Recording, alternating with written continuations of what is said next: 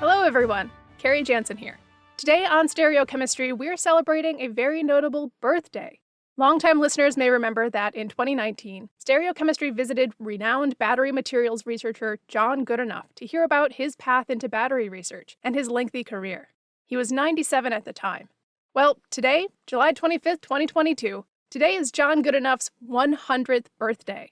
And to honor the occasion, we'll be sharing an encore presentation of that 2019 episode. We'll play that in just a moment. But first, we wanted to share with you some updates from the last 3 years. And to help me do that, I've asked back Mitch Jacoby, the C&EN reporter who interviewed John back in 2019. Welcome back, Mitch. Thanks, Kerri, and hello, everyone. So, Mitch, let's start with the big one. There was a significant development in John's story that happened about a month after we published our episode in September 2019. That's right. In October 2019, John Goodenough finally won the Nobel Prize in Chemistry, along with fellow lithium-ion battery pioneers M. Stanley Whittingham and Akira Yoshino, who are also mentioned in this episode.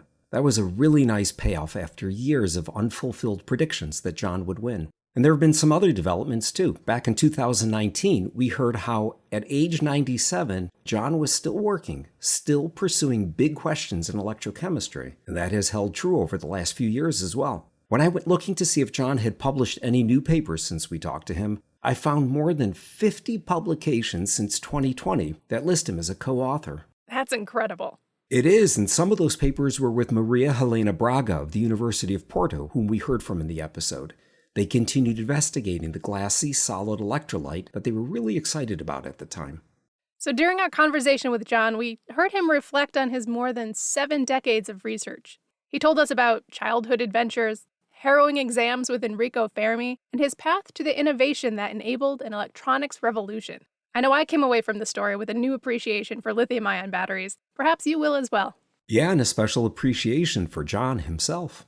And we should also note that we issued a correction to this episode after it published, which we uncovered while reporting on the Nobel Prize. So here it is.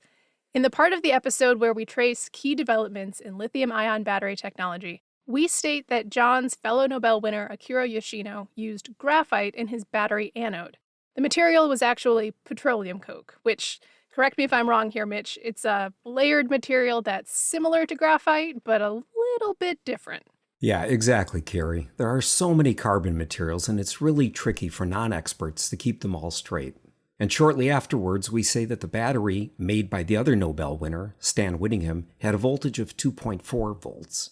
Voltage estimates actually vary for that battery. Some sources estimate it at 2.5 volts. So there you go. Feels good to get that off our chest. So I guess that does it.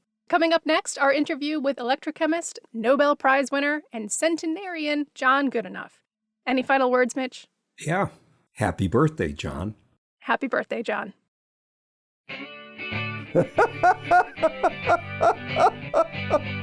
That's the famous laugh of the famous John Goodenough. Well, maybe the laugh is famous only among people who have met John, which I had the good fortune of doing recently, but the man and his contributions to science, especially the science of batteries, are widely known. John B. Goodenough is a material scientist at the University of Texas, Austin, who came up with a key material that led to the immensely successful rechargeable lithium-ion battery. That's the battery found in billions, that's with a B, billions and billions of smartphones, laptops, tablets, all kinds of portable electronics, power tools, electric vehicles, and other gadgets big and small. Hi, I'm Mitch Jacoby. As a reporter covering battery research for C&EN, I've heard lots about John Goodenough over the years, but I never had the opportunity to sit down with the man until recently when I traveled to Austin to learn the story about his notable career. I talked with John all about his life, starting with the experiences of his youth that led him to a lifetime of science. In this episode of Stereochemistry, we'll hear those stories, discuss the technology he developed, and we'll also hear from some of his colleagues, longtime and current, about what John is like as a scientist and as a man.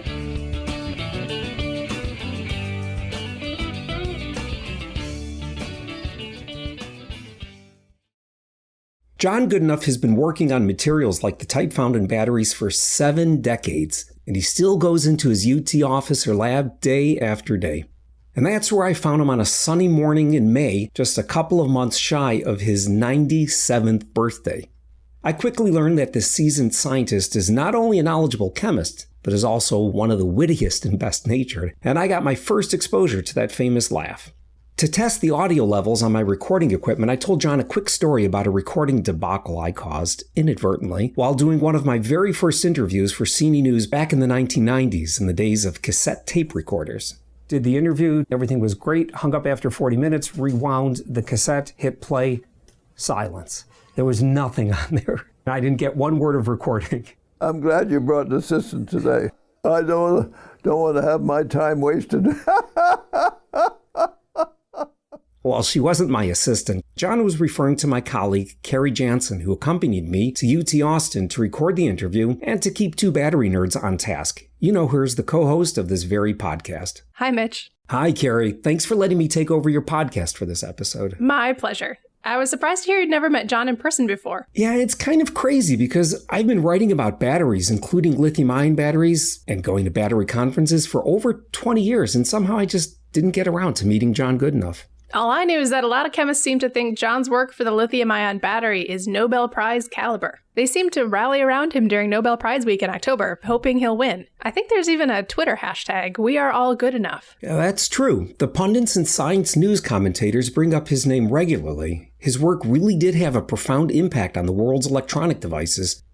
So we wanted to talk to this highly regarded and beloved character. We'll get back to his battery technology later in this episode, but first let's learn a little about the man himself and the path that led him to battery science. John grew up in Connecticut near Yale University, where his father was a religion professor, and he told us that he thoroughly enjoyed nature. I like the outdoors. I remember one day taking my bicycle, the 8 miles from school downtown to my home just outside of New Haven, and thinking, the people, all my friends who are brought up in the city, they just don't understand a lot of things that those of us who are exposed to the country understand. So your parents' home was in a rural spot outside of New Haven. And being out there in the country, that appealed to you? You liked being out there? Oh, I opened the back door and I went out, and there were the fields and the woods, and I made myself butterfly nets and caught butterflies, and I trapped woodchucks, and I skinned a skunk one day, and my mother wouldn't let me come in for dinner.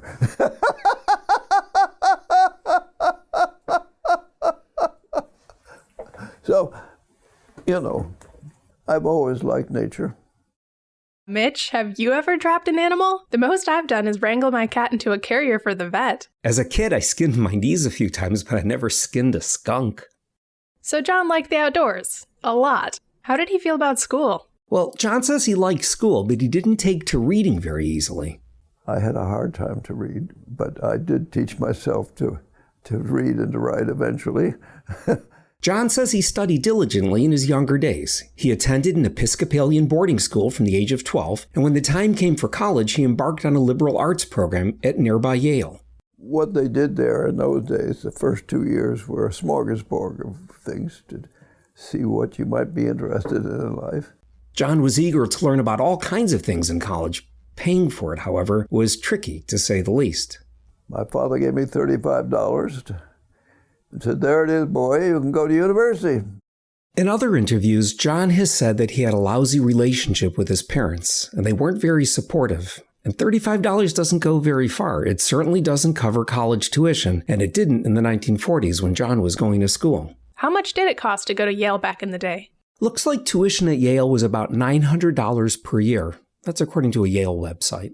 That's quite a ways off from $35. So where'd the rest of the money come from? Well, to make ends meet, John spent a lot of time tutoring young students. So I put myself through school. So I said I will never take another penny from home. I never did. I worked 21 hours a week for 21 meals during my undergraduate days. I had a scholarship for my tuition, and I worked. My old headmaster had arranged for me to have jobs tutoring sons in wealthy homes in the summer that enabled me to get enough money, not only so that I could feed myself and take care of myself during the summer, but that I have enough money left over to pay for my room. So I had my room taken care of, I had my meals taken care of, except for during the holidays. But thanks to some of his friends from school, or their caring mothers, John managed not to go hungry during holidays. The mothers of my friends were happy that their sons had me as a friend, and so they were good to me. So I managed. After taking advantage of all the learning from the liberal arts program, John narrowed down to a focus on mathematics, a subject chosen by process of elimination. I didn't like to read. I couldn't read very well. I'm still not a very good reader, so I wasn't going to do history, and I wasn't going to go into law school. I was keeping open the possibility of going to medical school. So John focused on his math classes, with medical school possibly an option on the horizon. But this was the 1940s. Right. And in the 40s, war was already raging in Europe, and long-term planning was difficult. And events in the Pacific would soon draw the U.S. into the war, threatening the aspirations of a generation of college students. In the middle of in the autumn of my sophomore year, Pearl Harbor came. And when I went to volunteer for service, my math professor called me into his office and said, "John, don't volunteer for the Marines like all your friends. They need people who know some mathematics to do meteorology." And I thought, well, that's not a bad idea. So I volunteered for meteorology. Military services have always wanted to be able to predict the weather accurately, and not just so they can advise people whether or not they should take an umbrella to work tomorrow, but rather for planning and logistics purposes, like figuring out when it's the best time to move troops and trucks, and when ships should sail and airplanes should take off. And doing meteorology for the Army, rather than going into the Marines, would have the additional benefit of keeping John off the front lines. So only partway through his college education, John was preparing to put his studies on hold, but he didn't enter the armed services right away. Well, then they delayed a year before they called me up, and that gave me the opportunity to just 2.5 years finish all but one course for my undergraduate degree at Yale. So close. I'd have been crushed if I got that close to my degree and couldn't finish. Yeah, me too, but fortunately, everything ended up working out for John. They were gracious enough to give me credit for the one missing course on my meteorological training in the Army, so I managed to finish my undergraduate degree. In 1944, John graduated with honors and a degree in mathematics from Yale University. Then he served as a meteorologist during World War II, stationed in the Azores archipelago off the coast of Portugal. He says that during his undergrad years at Yale, he felt a calling, that was the word he used, to pursue physics after the war if ever he got the chance to do so. Eventually, he did get the chance. John's former math professor at Yale had connections to recommend that John, along with some other returning Army veterans, be supported to go to graduate school, a great stroke of luck that John has described in other interviews as a miracle. His options weren't unlimited, though. John said he was offered the opportunity to go to Chicago and study physics or math either at Northwestern University or at the University of Chicago. He chose physics at the U of C. John recalls that the welcoming committee there didn't exactly roll out the red carpet. The registration officer said to me, "Don't you know that anybody who'd done anything interesting in physics had done it by the time he was your age, and you want to begin?" That's a nice introduction. John was 24 years old at the time, and things didn't get any easier after that welcome. In the 1940s at the University of Chicago, the physics bar was set quite high. And Fermi was in charge of the situation. That's the world-famous Enrico Fermi, the Italian-born master of theoretical and experimental physics. Fermi was the scientist who oversaw the first human-controlled, self-sustaining nuclear chain reaction, which his team carried out at a secret location, a below-ground squash court at U of C. The way John tells the story, Fermi wanted to make sure that grad students in physics really knew their stuff, so he set up a 32-hour exam for a qualifying exam, 8 hours a day for 4 days. Ouch. It pains me just to hear that. And when I went to grad school, I had to write a paper outlining my thesis plans and then take an oral exam that lasted maybe 2 hours, not 32. And John says that students had to learn much of the material for the grueling exam through independent study. It wasn't all taught in formal courses. So he studied and studied. And I had to take that horrible exam twice. That's right, John didn't pass the first time, but he passed the second time and was cleared to begin working on a PhD. Now the question was what to work on, and with whom. Again, John chose his subject by process of elimination. I knew I didn't want to do nuclear physics. The alternative was solid state. So I went to Clarence Zener, who was a professor of solid state at the University of Chicago at that time. Clarence Zener was a physicist, material scientist, metallurgist, and all-around expert in the properties of solids. Some of his discoveries were eventually put to use in commercial electronics. John was fascinated by these subjects, so as a young grad student, he approached Zener. And I said, "Can I be your student?" He said, "Well, come back Thursday and I'll let you know." When I got back, he said, "That's fine, John. I've decided you can be my student. Now you have two problems. Your first problem is to find a problem, and the second problem is to solve it. Good day." Not the warmest welcome. Mitch, what would you do if that was your reception in a new program? Honestly, I'd probably think, oh shoot, what have I gotten myself into? Maybe I'm not really cut out for grad school. So John's introduction into Zener's lab wasn't overly friendly perhaps, but John sees it as a good push to think independently. And with that, John Goodenough stepped into the field of solid-state material science where he would spend just about all of his career. Working with Zener, he studied the relationship between the structure and electronic properties of alloys. In John's final year of grad school, Zener was recruited to head an R&D group at Westinghouse in Pittsburgh, and he arranged for John to complete his PhD work there as a paid researcher. Finally earning a salary and enjoying the small measure of financial independence that came with it, John married his U of C sweetheart, Irene.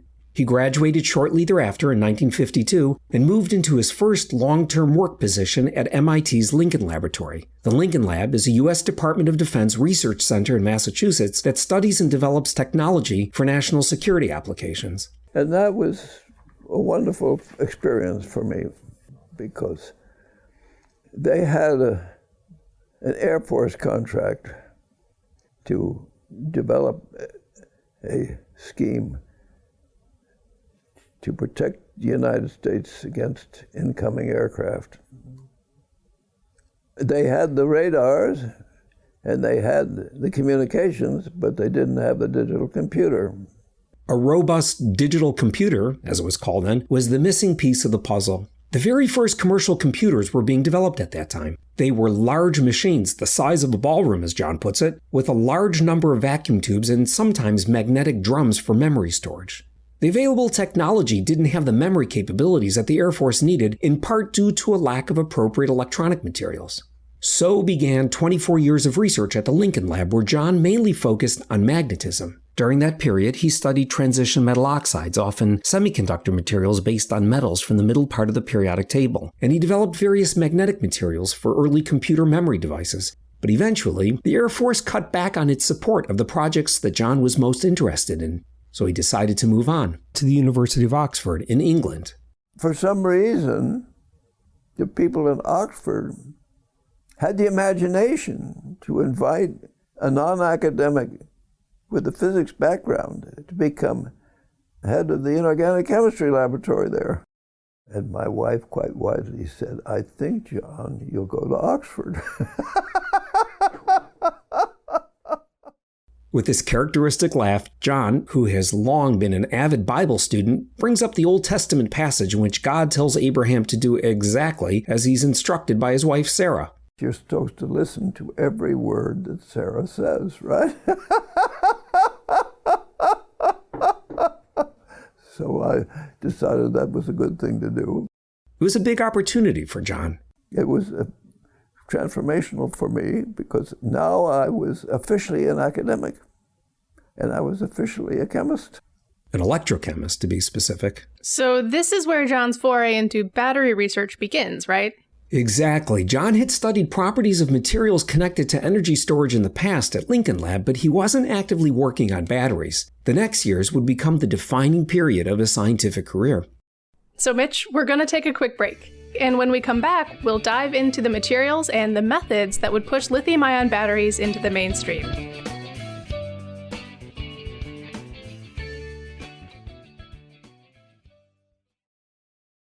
Hi everyone, it's Kerri again. I hope you're enjoying this encore presentation of our 2019 interview with John Goodenough.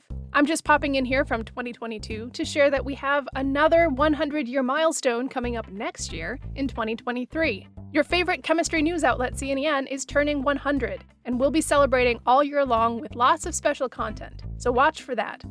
And we'd love to hear from you about what C&EN means to you. You can tweet at us, we are at CENMag on Twitter, or you can email us at cenfeedback@acs.org.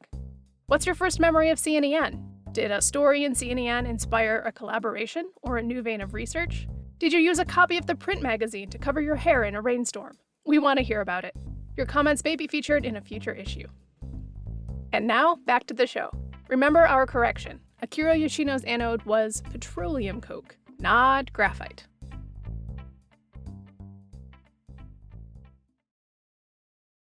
So we've met John Goodenough, the lithium-ion battery pioneer. We've learned about his upbringing and his love of nature, his educational path through math and physics, and his decades of research on the electronic and magnetic properties of solids. At this point in his career, at age 54, he has just left MIT's Lincoln Lab and is headed for Oxford, where he began to immerse himself in battery research. Just to let you know what's coming, that excursion would take John back to the conduction of ions through solids. He had studied that topic earlier in search of a solid electrolyte. Now he was diving back in search of an electrode material to use for making powerful rechargeable batteries. That work would eventually lead to today's multi-billion-dollar lithium-ion battery industry.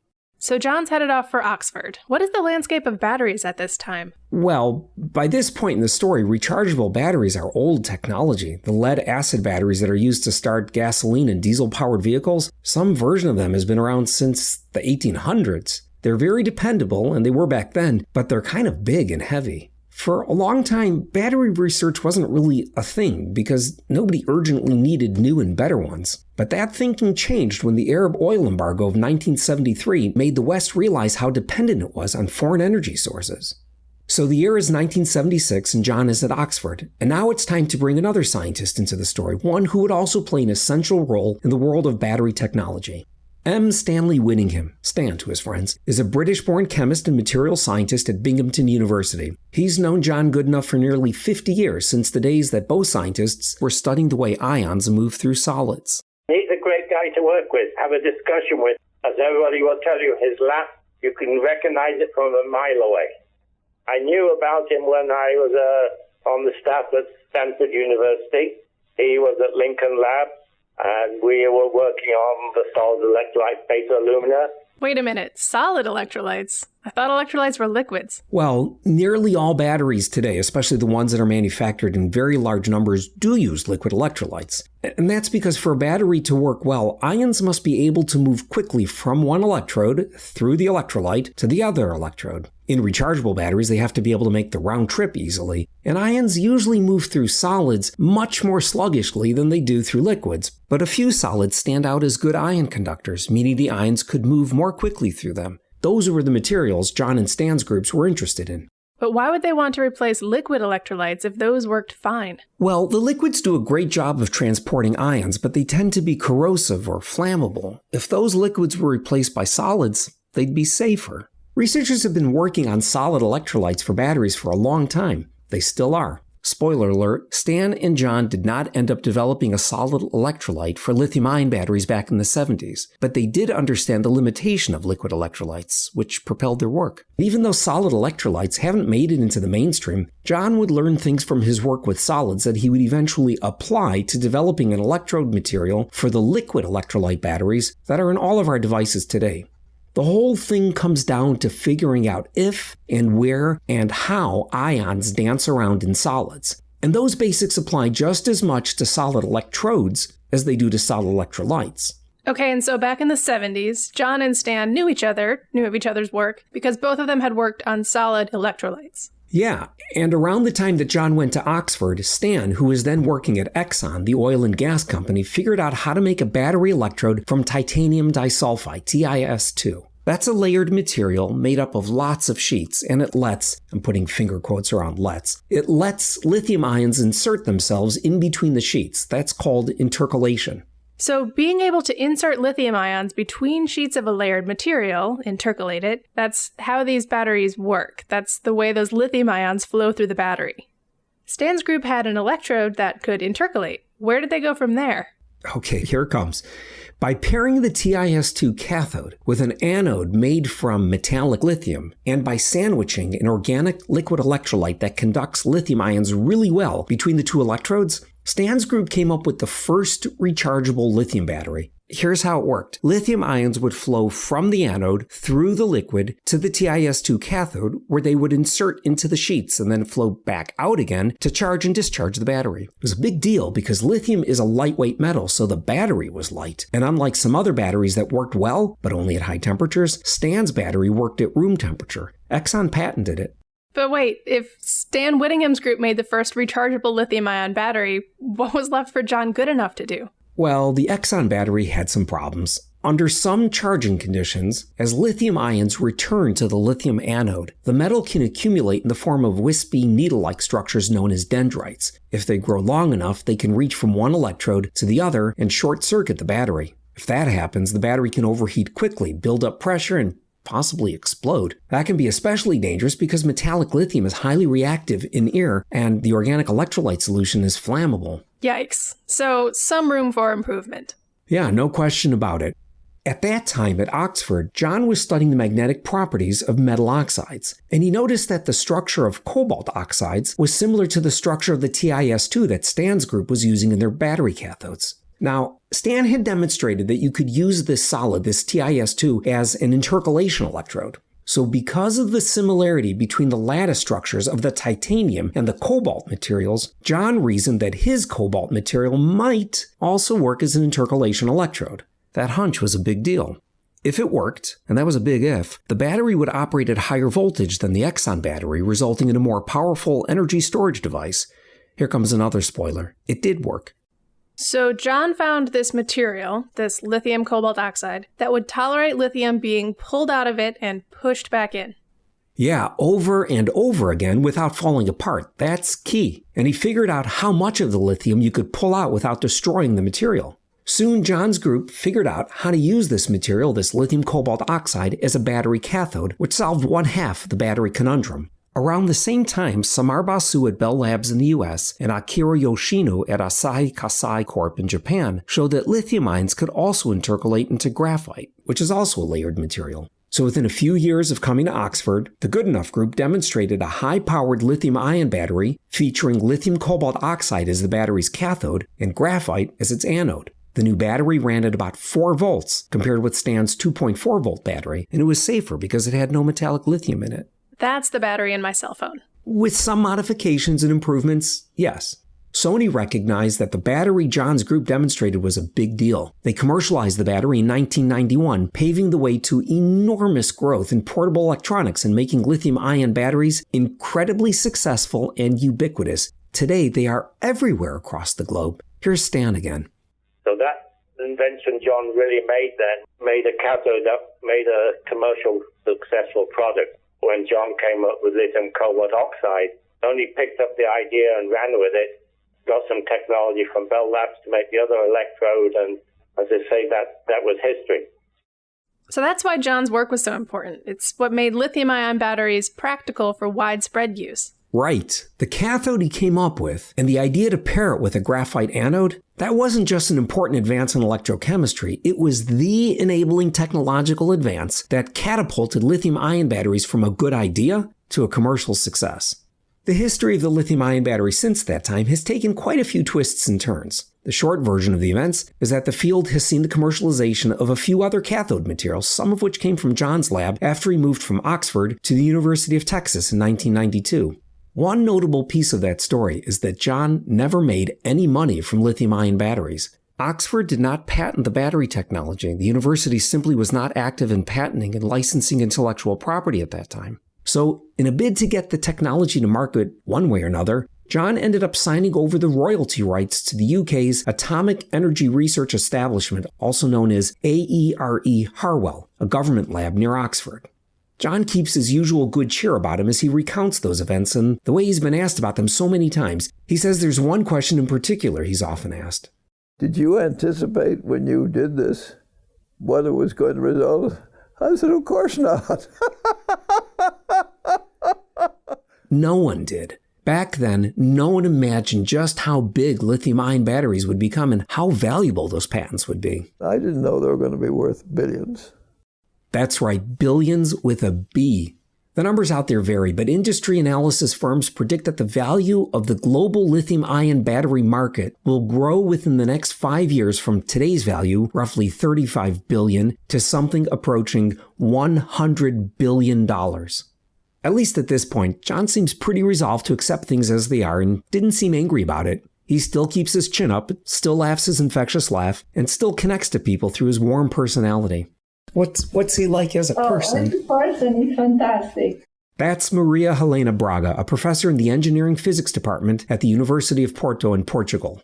Helena has been collaborating with John since 2015, spending a lot of time in Austin to understand the properties of a glassy solid electrolyte that Helena's group discovered. Solid electrolytes? They're back in fashion? They never were out of fashion. Stan and John just didn't get them to work way back when, but people are still trying to make that happen. People like Helena. Her solid electrolyte is composed of lithium, oxygen, and chlorine, and doped with a little barium. John likes to refer to it as Braga glass. There's also a version with sodium instead of lithium.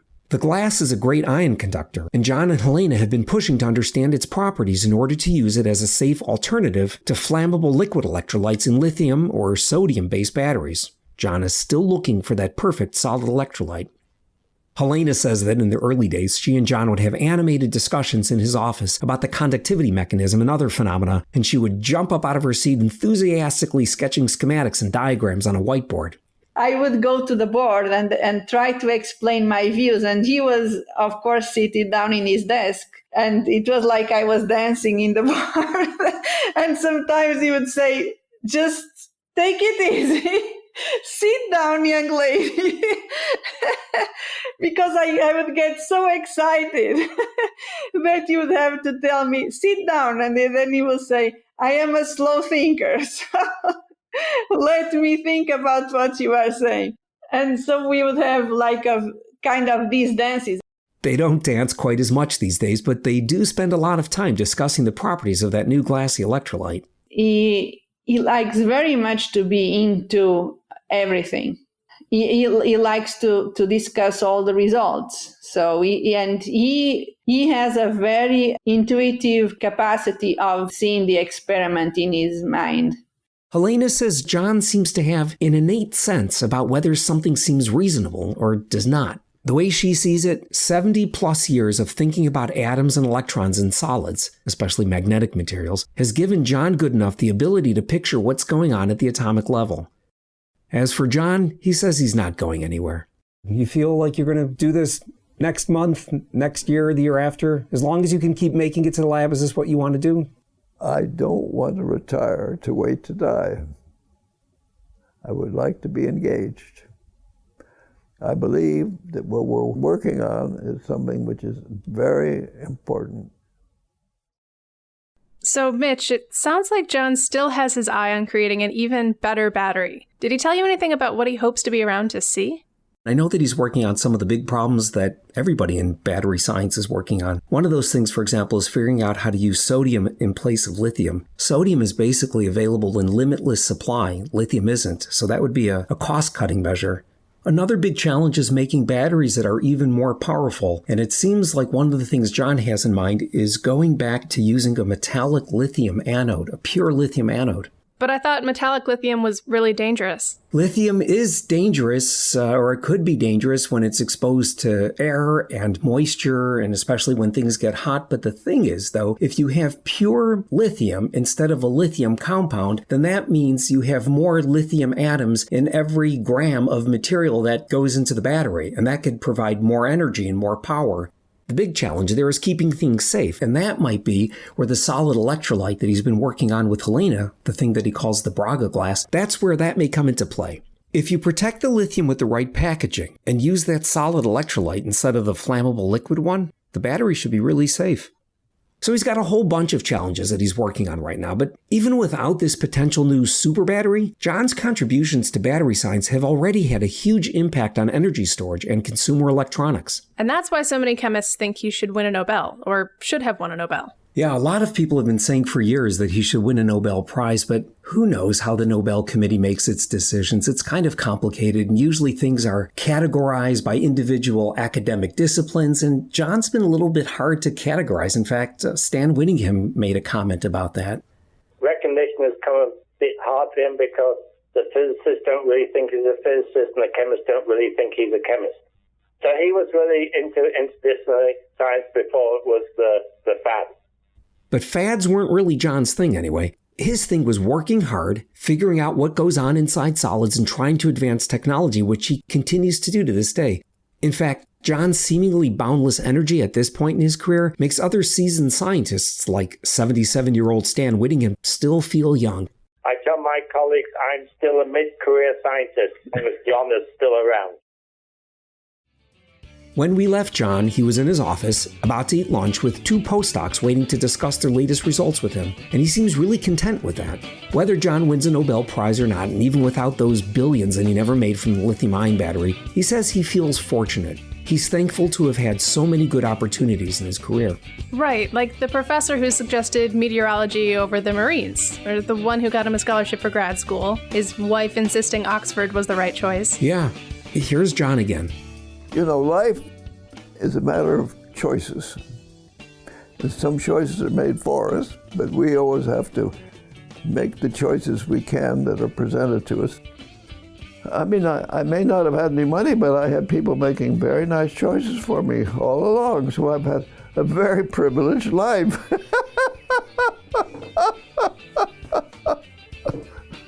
Of course, you have to do something with the opportunities you have, or you don't get choices the next time. But I worked very hard, tried to do the best I could.